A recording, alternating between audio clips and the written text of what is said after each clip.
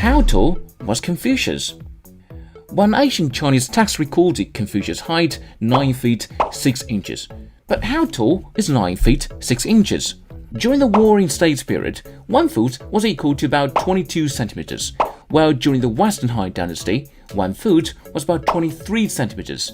Based on these metrics, Confucius was no less than 220 centimeters tall. Was Confucius skilled in martial arts? You might have never imagined that Confucius was a gifted warrior, horseback rider, and archer. In the 6th century BC, he vigorously promoted the 6 arts of self-cultivation, which included riding and archery, thus helping to further embed these skills in the national psyche. What kinds of jobs did Confucius previously have? Confucius' parents died when he was still young, so his family was very poor.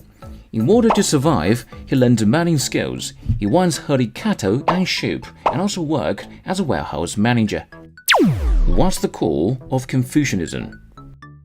Confucius' benevolent notion of loving others and the polite notion of respecting others form the basis of his philosophy, through which he called on people to reflect kindness in their interactions and to respect and take care of others. Did you know that Confucius lived to ripe old age?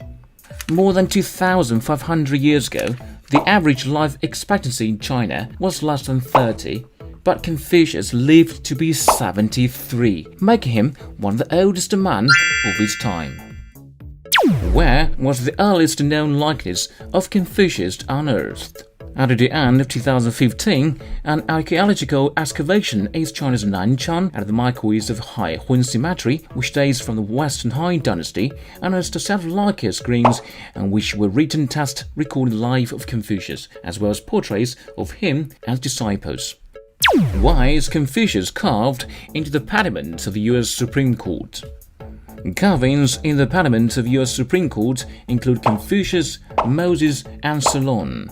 Explaining its intent, designer Herman A. McNeil said law as an element of civilization in America was normally and naturally derived or inherited from the former civilizations. The eastern pediment of the Supreme Court building, therefore, suggests that Americans' fundamental laws and precepts are derived from the East.